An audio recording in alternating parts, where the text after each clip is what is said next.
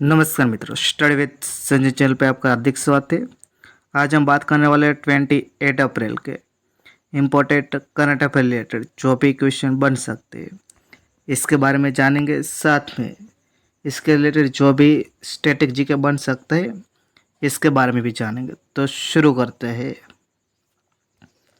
हर साल विश्व बौद्धिक संपदा दिवस किस दिन मनाया जाता है? तो हर साल 26 अप्रैल को विश्व बौद्धिक संपदा दिवस मनाया जाता है, जिसको इंग्लिश में वर्ल्ड इंटेलेक्चुअल प्रॉपर्टी डे मतलब वर्ल्ड आईपी डे कहा जाता है।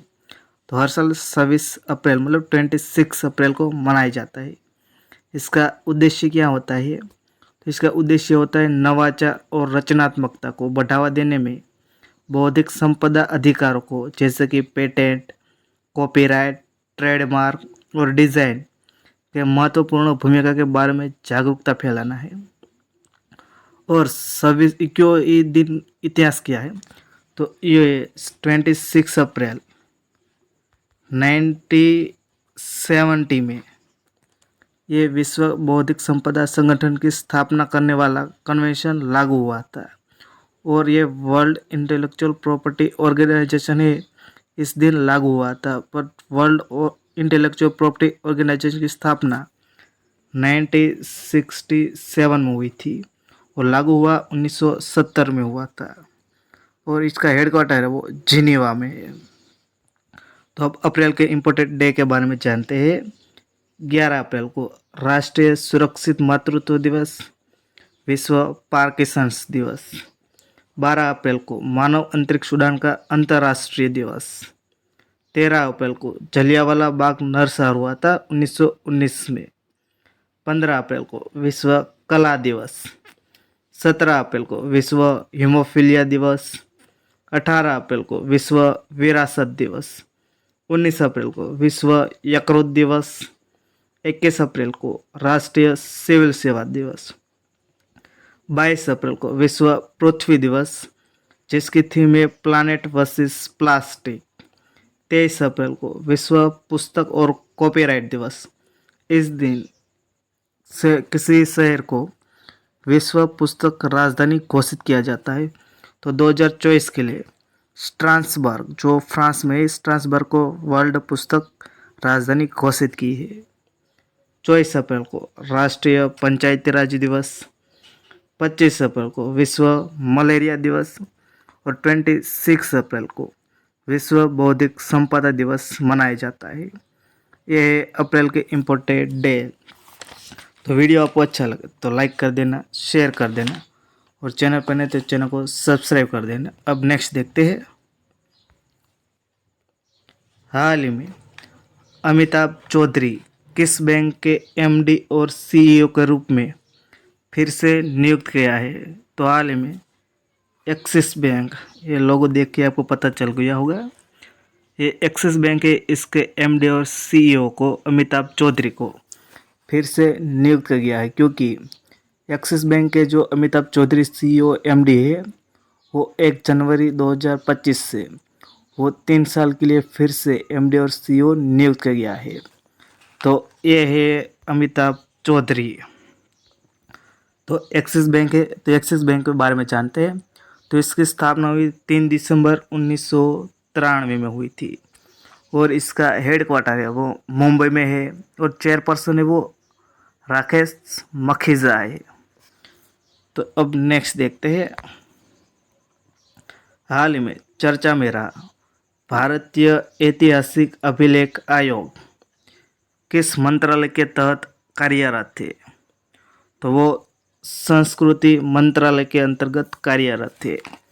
क्यों चर्चा में है? क्योंकि संस्कृति मंत्रालय के तहत कार्यरत भारतीय ऐतिहासिक अभिलेख आयोग ने एक नया लोगो और आदर्श वाक्य अपनाया है। ये अभिलेखीय मामलों में एक शीर्ष सलाहकार निकाय है जिसने ये लोगो लॉन्च किया है। ये लोगो है और ये वाक्य अपनाया है, ये दोनों को हाल ही में अपनाया है वो इंडियन हिस्टोरिकल रिकॉर्ड कमीशन, और इसकी स्थापना हुई थी जो 1919 में हुई थी। तो ये आपको संस्कृति मंत्रालय के अंतर्गत आता है। और हाल ही में डीडी न्यूज़ चैनल ने भी अपना लोगो चेंज किया है, ये आपको याद रखना है। अब नेक्स्ट देखते हैं, हाल ही में भारत की पहली बहुउद्देशीय मतलब मल्टीपर्पस ताप और बिजली ग्रीन हाइड्रोजन पायलट प्रोजेक्ट की शुरुआत किस राज्य में हुई है? तो हिमाचल प्रदेश में भारत की पहली बहुउद्देशीय ग्रीन हाइड्रोजन पायलट प्रोजेक्ट की शुरुआत की गई है। इसका मतलब क्या बनता है? जो ग्रीन हाइड्रोजन है वो मल्टीपर्पज़ के लिए वो पायलट प्रोजेक्ट पे शुरुआत की है। बहुउद्देशीय मतलब जो अब मल्टीपर्पज़ मतलब अब बहुत ज़्यादा महत्व के साथ इसका कार्य करते इसको कहते हैं। तो एक क्यों है तो हम जानते हैं इसके बारे में, क्योंकि हिमाचल प्रदेश है, यहाँ पे सतलज जल विद्युत निगम लिमिटेड ने हिमाचल प्रदेश के झाकड़ी में 1500 मेगावाट के Nathpa Jhakri hydro power station, कौन सा station? Nathpa Jhakri hydro power station में भारत की पहली बहुउद्देशीय ताप और बिजली ग्रीन हाइड्रोजन पायलट प्रोजेक्ट की शुरुआत की है। ये आपको कौन सा हाइड्रो पावर स्टेशन में की ये पहले आपको याद रखना है, तो वो है Nathpa Jhakri hydro power station. तो हिमाचल चर्चा में है तो हिमाचल प्रदेश के बारे में जानते हैं। यह है हिमाचल प्रदेश का मैप। इसकी स्थापना हुई थी 25 जनवरी 1971 में हुई थी और वहाँ की कैपिटल है वो समर के लिए शिमला है, विंटर के लिए धर्मशाला है और वहाँ के चीफ मिनिस्टर है वो सुखविंदर सिंह सुक्खू है और वहाँ के गवर्नर है वो शिव प्रताप शुक्ला है। तो अब नेक्स्ट देखते हैं, हाल ही में सुब्रमण्यम धारेश्वर का निधन हो गया है। वह किस लोक नृत्य के प्रसिद्ध गायक थे? तो वो थे यक्षगान प्रसिद्ध यक्षगान गायक सुब्रमण्यम धारेश्वर का 67 साल की आयु में निधन हो गया है। वह अपनी शानदार आवाज़ के लिए भगवत श्रेष्ठ के नाम से भी प्रसिद्ध थे। तो ये है सुब्रमण्यम धारेश्वर। आप फोटो देखते हैं तो यक्षगान के बारे में जानते हैं। यक्षगान एक पारंपरिक लोक नृत्य का एक रूप है जो कर्नाटक के तटीय जिलों में प्रसिद्ध है। यह लोक नृत्य पड़ोसी राज्य केरल के थयम कला से मिलता है। तो ये आपको याद रखना है, सुब्रमण्यम धारेश्वर यक्षगान के गायक है। यक्षगान कर्नाटक के में प्रसिद्ध है। तो अब नेक्स्ट देखते हैं, हाल ही में आईसीसी पुरुष T20 विश्व कप 2024 का ब्रांड एम्बेसडर किसको नियुक्त किया है? तो हाल ही में उसेन बोल्ट जो जमैका के है जो धावक है, आईसीसी पुरुष T20 विश्व कप 2024 का ब्रांड एम्बेसडर के लिए नियुक्त किया गया है। तो आईसीसी पुरुष T20 विश्व कप 2024 का आयोजन कहाँ होने वाला है? तो यूएसए और वेस्ट इंडीज़ वो दोनों होस्ट करने वाले हैं। और आईसीसी पुरुष T20 विश्व कप में उसेन बोल्ट के साथ युवराज सिंह को भी ब्रांड एम्बेसडर बनाया गया है, ये आपको याद रखना। और आईसीसी पुरुष T20 विश्व कप में जो आयरलैंड और स्कॉटलैंड है इसकी टीम की जर्सी पे कर्नाटक मिल्क कोऑपरेटिव इसकी नंदिनी ब्रांड को वो स्पॉन्सर किए जर्सी पे, ये आपको याद रखना। और हाल ही में स्पेस इंडिया ने संजना सांघी को अपना ब्रांड एम्बेसडर बनाया है और सिट्रॉन के ब्रांड एम्बेसडर बने वो MS धोनी बने हैं। तो अब नेक्स्ट देखते हैं, हाल ही में प्रभावो सुबियांतो को किस देश के नए राष्ट्रपति बने हैं? तो इंडोनेशिया के। हाल ही में इंडोनेशिया के नए राष्ट्रपति प्रभावो सुबियांतो को राष्ट्रपति बने हैं। वो जोको विडोडो का स्थान लगे तो इंडोनेशिया चर्चा में है। तो ये है प्रभावो सुबियांतो।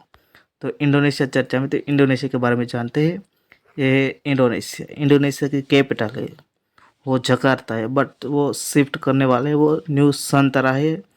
इसमें अपनी राजधानी घोषित करने की बात की कि वो न्यू कैपिटल वो अपने बनाएगा, क्योंकि जकार्ता वो अब पानी में वो डूब रहा है और वहाँ की करेंसी वो है रुपया और हाल ही में माउंट रुआंग है जो वोल्केनो वो हाल ही में इरप्ट हुआ था, वो भी इंडोनेशिया में हुआ था।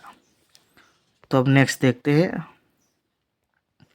हाल ही में तीरंदाजी विश्व कप 2024 का आयोजन कहाँ किया जा रहा है? तो वो है चीन में।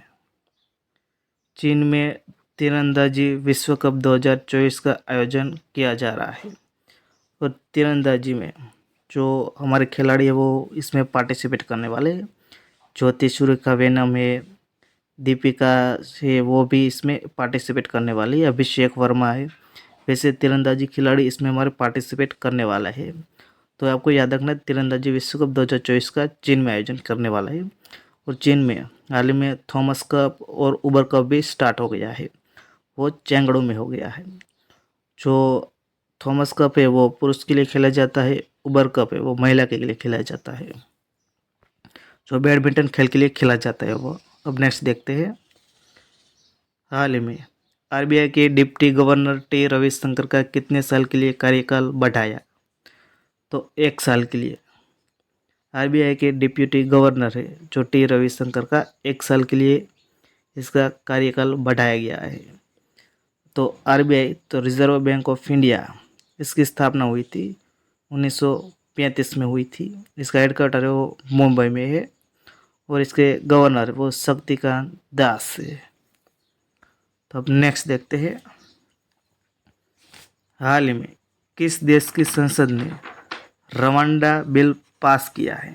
तो हाल ही में ब्रिटेन की संसद ने रवांडा बिल पास किया है क्योंकि ब्रिटेन संसद ने विवादित रवांडा डिपोर्टेशन बिल को पास कर दिया है। इस बिल का मकसद ब्रिटेन से अफ्रीका के शरणार्थी को वापस उनके देश भेजना है।